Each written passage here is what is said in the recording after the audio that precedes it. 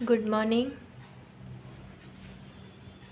हम चैप्टर पढ़ रहे हैं, चैप्टर 5, सेपरेशन ऑफ सब्सटेंसेस यानी पदार्थों का पृथक्करण। ओके, इसमें आपने थ्रेशिंग का टॉपिक पढ़ा, विनोविंग का पढ़ा, सिविंग का पढ़ा। अब हम सेडिमेंटेशन, डिकेंटेशन एंड फिल्टरेशन ये टॉपिक है, इनको हम पढ़ेंगे और समझेंगे। सिविंग तक हमारा फिनिश हो गया था। अब हम एक्टिविटी 4 आज स्टार्ट करते हैं। चलिए। Bring a sieve and a small quantity of flour from home to the class।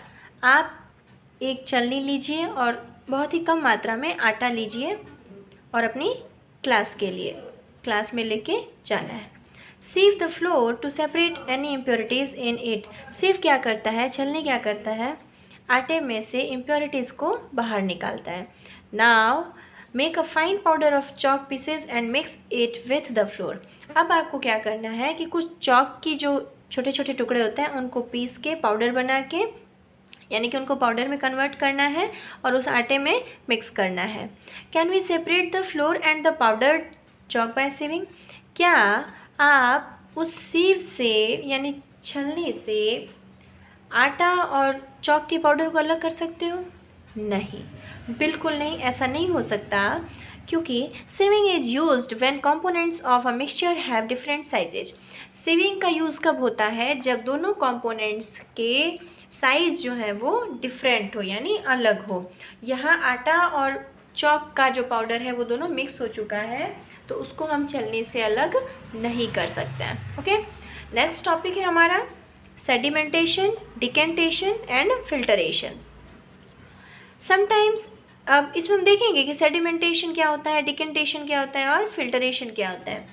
Sometimes it may not be possible to separate components of a mixture by winnowing and hand picking. कभी कभी ऐसा होता है कि हम winnowing और hand picking से भी कंपोनेंट्स को अलग नहीं कर पाते हैं। फॉर एग्जाम्पल, देखिए एग्जाम्पल क्या है, there may be lighter impurities like dust और सॉयल पार्टिकल्स इन राइस और पल्सेज। जो चावल और दाल हम यूज़ करते हैं उसमें बहुत ही छोटे छोटे पदार्थ जो होते हैं वो इम्प्योरिटीज़ के रूप में होते हैं, उनको हम विनोविंग और हैंड पिकिंग से भी अलग नहीं कर पाते हैं।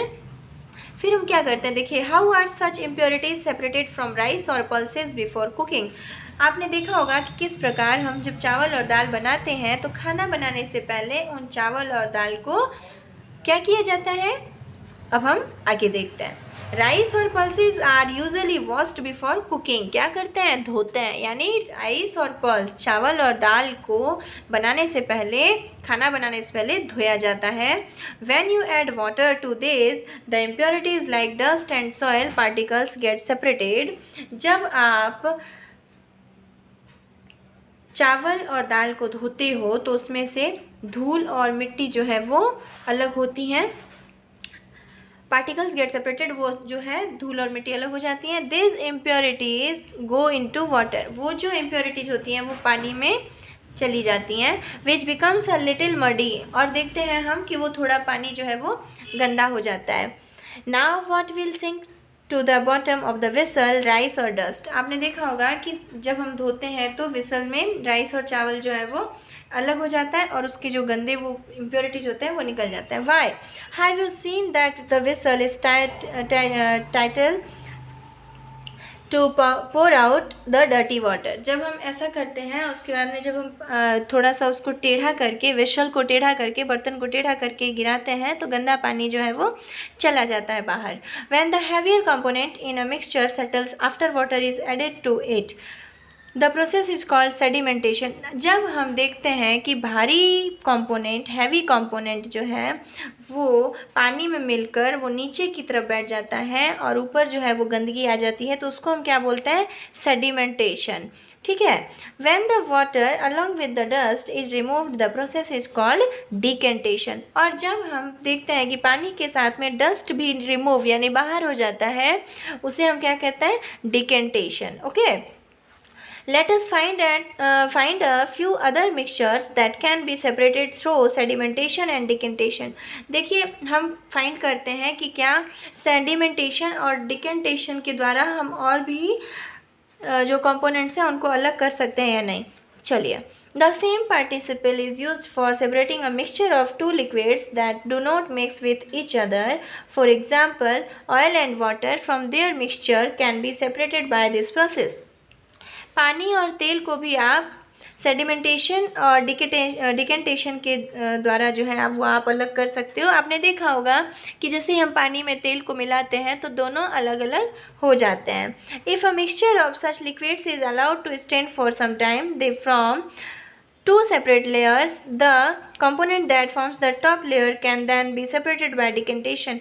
जब हम पानी और तेल मिक्स करते हैं तो देखते हैं कि दो लेयर बन जाती है वहाँ पे, तो उसका जो टॉप लेयर है उसको हम डिकेंटेशन के द्वारा अलग कर सकते हैं. Let us again consider a mixture of a solid and liquid. After preparing tea, what do you do to remove the tea leaves. अब हम देखिए क्या करेंगे कि किसी भी पदार्थ में से सॉलिड और लिक्विड को हम अलग कैसे कर सकते हैं. जैसे मान लीजिए हमने चाय बनाई है, तो चाय हमने देखा है कि चाय जब हम स्ट्रेनर से छानते हैं तब वो प्योर चाय निकल जाती है, और अगर हम उसको चाय को थोड़ी देर रख देते हैं तो चाय पत्ती जो है वो धीरे धीरे बैठ जाती है नीचे, और हम जो ऊपर से है चाय को अलग कर सकते हैं. देखिए, try decantation, it helps a little but do you still get a few leaves in your T. जब आप डिकेंटेशन के द्वारा चाय में से पत्ती को अलग करना चाहते हैं तब वो अलग तो हो जाता है, लेकिन फ्यू लीव्स यानी कुछ पत्तियां जो है चाय के अंदर रह जाती हैं. Now pour the tea through a strainer. फिर हम अब क्या करेंगे, स्ट्रेनर से यानी चाय छन्नी से उस चाय को अलग करेंगे. देखिए, did all the tea leaves remain in the strainer. अब जो है स्ट्रेनर से पूरी तरह से चाय पत्ती अलग हो जाती है. This process is called filtration. इस प्रोसेस को हम क्या कहेंगे, filtration. Which method of separating tea leaves from prepared T is better, decantation और फिल्टरेशन. अब आप बताइए कि कौन सा मेथड चाय से चाय की पत्ती को अलग करने के लिए ज़्यादा बेटर है, डिकेंटेशन या फिल्टरेशन. तो राइट कौन सा है, फिल्टरेशन, है ना, क्योंकि डिकेंटेशन में कुछ पत्तियाँ रह जाती हैं और फिल्टरेशन में पूरी तरह से लिक्विड अलग हो जाती हैं. Let us now consider the example of water that we use. Do all of us at all times get safe water to drink. हम देखते हैं अब कि कई बार हम पानी पीते हैं उसका हम यूज़ करते हैं, तो कई बार अलग पानी आता है, कभी गंदा पानी आता है, कभी अच्छा पानी आता है. Sometimes water supplied through taps में भी मडी. कभी कभी सप्लाई वाले पानी में गंदे पानी भी आते हैं. The water collected from ponds और रिवर्स में ऑल्सो भी मडी. और जो पानी पॉन्ड यानी तालाब, रिवर यानी नदी, तालाब और नदी से हम कलेक्ट करते हैं वो और भी गंदे होते हैं. स्पेशली आफ्टर रेन्स, जब बारिश होती है तब और भी ज़्यादा गंदगी हो जाती है उसमें. Let us see if we can use some method of separation to remove insoluble impurities like soil from the water. इसके बाद जो है हम कुछ मेथड ऐसे पढ़ेंगे जिससे पानी और मिट्टी में से प्योरिटीज़ को अलग किया जाए और इम्प्योरिटीज़ को अलग किया जाए. सो एक्टिविटी 5 जो है हम वो नेक्स्ट क्लास में पढ़ेंगे. अभी आपके लिए बस इतना ही.